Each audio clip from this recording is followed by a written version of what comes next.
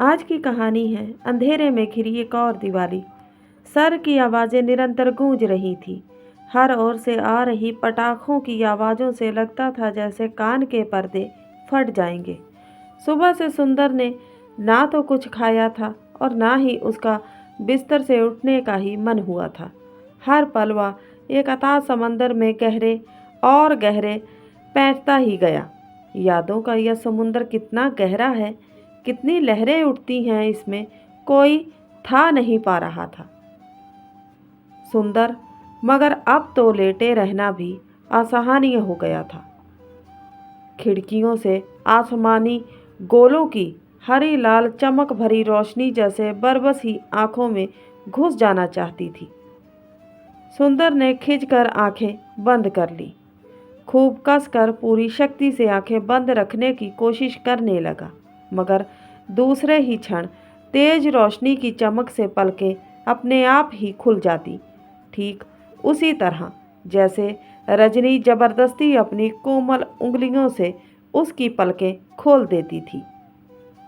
उन दिनों खिज उठता था सुंदर, लेकिन आज मन चाहता है चूम ले उन प्यारी सी कचनार की कलियों को। अनायास ही उसका अपना हाथ होठों तक आ गया। होंठ एक खास अंदाज में सिकुड़े भी, लेकिन यह क्या, ना वह गर्मी और ना वह सिहरन। घबरा कर सुंदर ने आंखें खोल दी। हाँ, यही तो होता था तब जब वह इस बदायूं में तैनात था। मकान उसे एक पुराना 3 कमरे का मिला था। यह मकान शहर से बाहर था और थोड़ा हरा भरा था। एक दिन सुबह जब वह सोकर उठा तो आदत के अनुसार बरामदे में पड़ी कुर्सी पर आकर बैठ गया। चाय बनाकर सामने रखी और मोबाइल देखने लगा। सुंदर ने चाय का कप उठाकर अभी चुस्की ली ही थी कि चौंक गया। घर के लॉन में बने पत्थर के फुहारे पर बहते पानी पर एक परी अपने गुलाबी पंख फड़फड़ा रही थी। सुंदर एकटक उसे देखता रह गया। वह हाथ का कप हाथ में ही पकड़े रहता कि तभी घर में सफाई करने आने वाली बाई की आवाज़ से चौंक गया। यहाँ के प्लम्बर की भांजी है साहब, कल रात ही पौड़ी से आई है। बचपन से ही इस फुहारे पर नहाती है और अब इतनी बड़ी होकर भी शरारत से बाज नहीं आती। इसका पिता ही इस फुहारे का पंप ठीक कराता है। बाई की आवाज़ से सिर्फ सुंदर ही नहीं, वह परी भी चौंक गई। उसने पैर हिलाना बंद कर दिया और इधर ही एकटक देखने लगी। सुंदर तो हक्का बक्का ही रह गया। कोई नारी मूर्ति इतनी सुंदर भी हो सकती है, इसकी तो उसने कभी कल्पना भी नहीं की थी। चेहरा गुलाबी रंग की कमीज के गुलाबी रंग से और भी खिल उठा था। पानी से भीगा सारा बदन दिख रहा था। क्या पहाड़ी औरतें भी इतने तीखे नए नक्श वाली होती हैं? वह अभी सोच ही रहा था कि बाई की आवाज़ पुनः गूंजी, रजनी, अब तो तुम बड़ी हो गई हो, क्या अभी तक फुआरे में नहाने का शौक नहीं गया? और फिर बाई उसकी ओर मुखातिब होकर बोली, आप चाय पीजिए, मैं इसे आज ही मना कर दूंगी कि फुहारे में ना आया करे। नहीं मालती, इस लड़की से कुछ कहने की ज़रूरत नहीं है।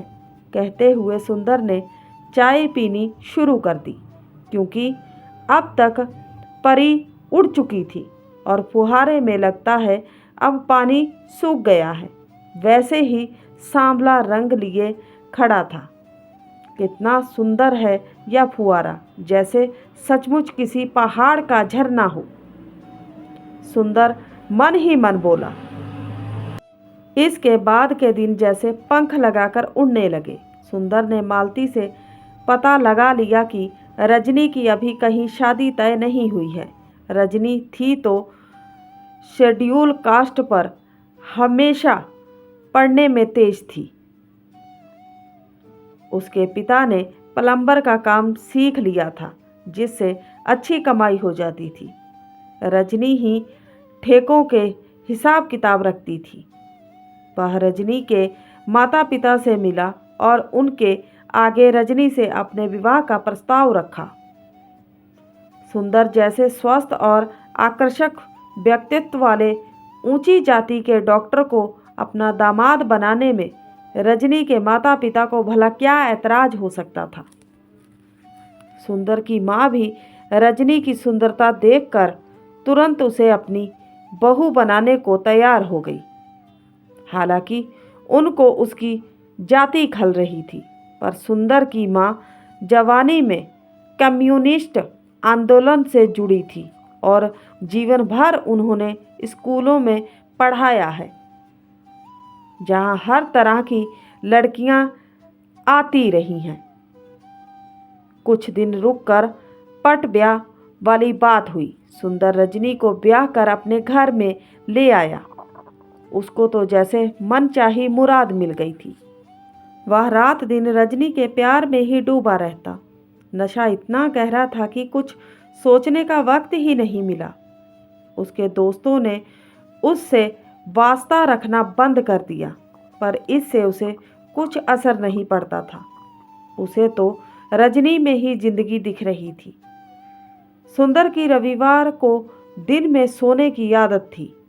अभी शादी को 1 साल भी पूरा नहीं हुआ था। एक दिन अचानक ही सोते समय किसी ने अपनी उंगलियों से सुंदर की पलकें खोल दी। सुंदर ने हड़बड़ा कर देखा। पास ही रजनी खड़ी मुस्कुरा रही थी। अभी सुंदर खींचते हुए यह कहना ही चाहता था कि सोने क्यों नहीं देती कि रजनी बोल पड़ी, मुबारक हो। क्या कह रही हो, इतनी जल्दी, यह कैसे हो गया? अभी तो मैंने सोचा भी नहीं था। सुंदर का चेहरा बुझ गया। तो क्या हर चीज जनाब के सोचने से ही होगी? अरे मैं तो सोच रही थी आप सुनकर खुशी से उछल पड़ेंगे, मगर आप तो ऐसे डर रहे हैं जैसे कोई बहुत गलत काम हो गया हो। आखिर इसमें डरने की क्या बात है? कोई चोरी तो नहीं है, आखिर हम पति पत्नी हैं। नहीं रजनी, यह ठीक नहीं है। हमें अभी इतनी जल्दी बच्चा नहीं चाहिए, सुंदर ने दृढ़ स्वर में कहा। और फिर इसके बाद सब कुछ समाप्त हो गया। रजनी का क्रोध, उसके आंसू कुछ काम ना आए। सुंदर ने इंजेक्शन दिलवाकर रजनी को मां बनने से रोक दिया। रजनी खोई खोई सी रहने लगी, मगर कुछ दिन बाद फिर से सब कुछ सामान्य हो गया। रजनी भी सब कुछ भूलकर पति के सुख में सुखी रहने की कोशिश करने लगी। और फिर 3 साल जैसे पलक झपकते गुजर गए। 3 साल बाद जैसे फिर से विस्फोट हो गया। एक दिन अचानक सुंदर पूछ बैठा, क्यों, सब कुछ ठीक है? उसी दिन रजनी 1 महीने बाद अपने मायके से लौटी थी। रजनी स्वयं ही बताना चाहती थी, लेकिन सोच रही थी कि रात को बताएगी। जब उसने देखा कि सुंदर ने खुद ही पूछ लिया है, तो वह एक रहस्यमयी मुस्कुराहट के साथ बोली, हाँ, सब कुछ ठीक है। इस बार तो जल्दी नहीं है ना? अब तो आपको बातें बनाने में शर्म नहीं आएगी ना? क्या कह रही हो? क्या फिर गड़बड़ हो गई? इसलिए मैं मना कर रहा था कि ज़्यादा दिन के लिए मत जाओ। खैर, अभी भी कुछ नहीं बिगड़ा है। अभी तो सिर्फ 7 सप्ताह ही हुए हैं। मुझे तुम्हारी तारीख अच्छी तरह से याद है। सुंदर आश्वस्त स्वर में बोला, क्या कह रहे हैं आप? क्या फिर से? रजनी अभी बात पूरी भी नहीं कर पाई थी कि सुंदर बीच में ही बोल पड़ा, हाँ, अभी नहीं। 5 साल से पहले हमें बच्चा नहीं चाहिए। नहीं नहीं, अब मैं यह नहीं कर सकूंगी। रजनी डर से कांपने लगी। एक तो पहले ही की तकलीफ याद करके उसके रोंगटे खड़े हो रहे थे। दूसरे, हर बार अपनी ममता का गला घोटा जाना वह सह नहीं पा रही थी। अरे तुम अभी बहुत छोटी हो, इतनी जल्दी बच्चे हो गए तो जानती हो क्या होगा? तुम्हारी सारी सुंदरता नष्ट हो जाएगी। सुंदर समझाते हुए बोला, जिद मत करो, अपनी जाति के खोल से निकलो कि बच्चे पैदा करने में ही सुख है। देखा नहीं क्लिनिक में कितनी सुंदर लड़कियां 30 साल तक एनीमिया की शिकार हो जाती हैं। मगर रजनी ना मानी। उसने सास को भी सारी बात बता दी। माँ ने बेटे को बहुत समझाया, लेकिन बेटा टस से मस ना हुआ और एक दिन अचानक लखनऊ मेडिकल कॉलेज में जाकर रजनी के गर्भाशय की सफाई करवा दी। रजनी का मन रो उठा। वह बर्दाश्त ना कर सकी। इस क्रूरता को वह बिस्तर से लग गई और फिर ठीक होने में महीनों लग गए। समय हर घाव को भर देता है। रजनी भी पिछला सब कुछ भूलकर पति के साथ सहयोग करने लगी, लेकिन अब उसमें ना पहले जैसा उत्साह रहा था, ना अल्हड़ता और ना सुंदरता ही। इधर सुंदर ने भी सरकारी अस्पताल की नौकरी छोड़कर अपना निजी नर्सिंग होम खोल लिया था। उसका नर्सिंग होम जल्द ही खूब चलने लगा, क्योंकि उसका असली काम तो अनचाही ममता का गला घोटना था। उसने अपने यहाँ कई नर्सें और एक महिला डॉक्टर भी रखी हुई थी। सुंदर का अपने माली को सख्त आदेश था कि नर्सिंग होम के बगीचे में कोई भी सूखा मुरझाया हुआ फूल न रहे। उसे हमेशा ताजे खिले हुए फूल ही पसंद थे। हाँ, फूल चाहे जो हो, बेला, गुलाब, चमेली, गेंदा, बस ताजे होने चाहिए। यही स्थिति उसके अपने नर्सिंग होम की भी थी। कोई भी ऐसी नर्स या डॉक्टर उसे पसंद नहीं थे जो उसकी इच्छा के आगे सिर ना झुका दे। अतः वह हमेशा ताजे फूल की तलाश में रहता और भयंकर बेकारी के कारण उसे एक से एक नायाब खूब खुशबूदार फूल मिलता रहता। रजनी को वह लगभग भूल ही चुका था। अपने पौरुष और संपत्ति के नशे में रजनी उसे एक मुरझाया हुआ फूल ही दिखाई देती, लेकिन वह उसे तोड़कर नहीं फेंक सकता था, क्योंकि वह एक स्थायी बंधन, एक मजबूत जंजीर बनकर उसके गले में पड़ गई थी। मगर शीघ्र ही इस बंधन से छुटकारा पाने का बहाना मिल गया। शादी को हुए 5 साल पूरे हो चुके थे। रजनी करीब 4 महीनों से अपने मायके में थी। सुंदर के बार बार कहने पर भी नहीं आ रही थी। सुंदर को कुछ खटका हुआ। वह स्वयं जाकर रजनी को लाना चाहता था, लेकिन उसे वक्त ही नहीं मिल पा रहा था। उसने अपने नौकरों को लाने भेजा तो रजनी ने कहलवा दिया कि वह अभी नहीं आ सकेगी। अब तो उसका संदेह विश्वास में बदलने लगा। उसने फ़ोन किया कि वह गंभीर रूप से बीमार है। यह सुनते ही रजनी के हाथ पैर फूल गए। वह घबराई हुई फौरन लखनऊ के लिए चल दी। रजनी ने आकर देखा कि सुंदर तो पूरी तरह ठीक है। हाँ, रजनी को देखकर उसका पारा अवश्य चढ़ गया, क्योंकि उसे समझते देर ना लगी कि रजनी फिर से माँ बनने वाली है। उसकी तारीख तो वह हमेशा ही याद रखता था, अतः उसे पक्का विश्वास था कि 4 महीने का गर्भ होगा। इस बार उसने रजनी से कुछ ना पूछा। जब वह रात को सोई तो चुपचाप बेहोश करके सब काम बड़ी तसल्ली से पूरा करके आराम से सो गया। सुबह जब रजनी की आँख खुली तो उसका गला बुरी तरह से सूख रहा था। सारे शरीर में जैसे जान ही नहीं थी। उसने सिर उठाने की कोशिश की तो उसे लगा जैसे वह भारी बोझ तले दबी हुई है। अभी वह कुछ समझ पाती कि किसी ने उसके मुंह में कोई गर्मागर्म चीज़ डाल दी। मुश्किल से निगल कर दोबारा आँख खोल कर देखने की कोशिश की तो एक धुंधला सा चेहरा दिखाई दिया, लेकिन कुछ समझ ना सकी।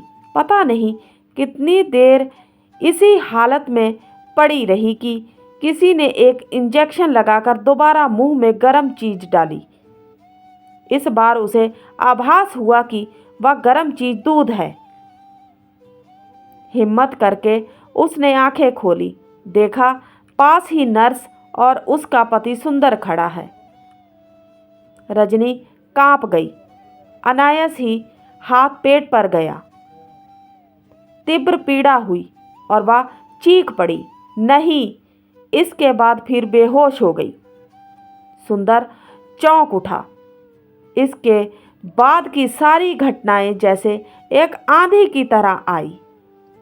रजनी लगातार 1 महीने तक होश में आकर चीखती और फिर डरकर बेहोश हो जाती। सुंदर परेशान हो गया। रजनी सूख कर हड्डियों का ढांचा मात्र रह गई थी। मजबूरन सुंदर ने रजनी के माँ बाप और भाई को बुलवा लिया। मेडिकल कॉलेज के डॉक्टरों ने एक राय से कहा कि रजनी को कोई भारी मानसिक आघात लगा है। सुंदर ने सोचा भी नहीं था कि परिणाम इतना भयानक होगा। बड़ी मुश्किल से रजनी 6 महीने में ठीक हो पाई, लेकिन अब उसने सुंदर के साथ रहने से साफ मना कर दिया। वह अपने माँ बाप के पास चली गई। कुछ दिन बाद सुंदर को अदालत का पत्र मिला कि रजनी तलाक चाहती है और जितनी जल्दी उनका विवाह हुआ था उतनी ही जल्दी उनका तलाक भी हो गया, क्योंकि दोनों ही पक्ष इसके लिए इच्छुक थे। सुंदर ने रजनी से छुटकारा मिलने पर सांस ली। वह पहले ही इस सूखे मुरझाए हुए फूल को तोड़ फेंकना चाहता था। अब वह मनमाने तरीके से रहने लगा। माँ तो पहले ही मर चुकी थी, अब पत्नी के भी ना रहने से किसी तरह का बंधन नहीं रहा। नित नए स्वाद और नित नए शौक। वह शान से कहता, अकेले की ज़िंदगी कितनी सुखदाई होती है। जब चाहा खाया, जब चाहा सोए, कोई रोकने टोकने वाला नहीं। जब भी कोई दोबारा शादी करने को कहता तो वह झिड़क देता, अरे छोड़ो भी। जब बाज़ार में तरह तरह के स्वादिष्ट व्यंजन सहज ही मिल जाते हैं तो घर में सूखी रोटी खाने के लिए बीवी का झमेला करना बेवकूफ़ी के सिवा और क्या है। लोगों ने कुछ दिन तो कहा, फिर धीरे धीरे सब चुप हो गए। इसी तरह 15 वर्ष गुजर गए। एक जगह रहते रहते सुंदर का मन भी ऊब गया। अब उसकी प्रैक्टिस भी पहले जैसी नहीं रही, क्योंकि वह डॉक्टर के रूप में काफ़ी बदनाम हो चुका था। अतः तंग आकर उसने दिल्ली के एक नर्सिंग होम में सर्विस कर ली। मकान भी उसे नर्सिंग होम के पास मिल गया। आने के दूसरे दिन ही वह कमरे में खड़ा खिड़की से बाहर देख रहा था कि सामने के घर की बालकनी पर नज़र पड़ते ही चौंक गया। सामने रजनी गुलाबी रंग की साड़ी में खड़ी बाल सुखा रही थी। रजनी पहले से कुछ मोटी हो गई थी, फिर भी उसके चेहरे की चमक दमक वैसे ही थी। सुंदर देखता ही रह गया। अभी वह कुछ सोचता कि 2 प्यारे प्यारे बच्चे दौड़ते हुए आए और रजनी से लिपट गए। सुंदर का मन अजीब सा होने लगा। कितनी प्यारी गुड़िया सी लड़की, जिसे नन्ही मुन्नी रजनी ही खड़ी हो, और वह लड़का, उसकी शक्ल उस लड़की से बिल्कुल भिन्न थी। लड़की बिल्कुल गोरी थी तो लड़का गेहुए रंग का था। सुंदर का मन हुआ कि वह जाकर उन बच्चों के साथ खेलने लगे। अभी वह उन्हें देख ही रहा था कि अंदर से एक लंबा हट्टा कट्टा खूबसूरत सा व्यक्ति स्टेथोस्कोप लिए निकला। अच्छा मैं चलता हूँ, कहकर उसने रजनी को मुस्कुराते हुए भरपूर नज़रों से देखा। दोनों बच्चे पिता से लिपट गए। जब पिता चलने को हुआ तो दोनों बच्चे जोर जोर से बोले, पापा जल्दी आना, आज इंडिया गेट चलेंगे। ठीक है, तुम सब तैयार रहना। और मेम साहब, तुम बढ़िया सा मेकअप करके वह नई साड़ी पहनना जो मैं कल लाया था।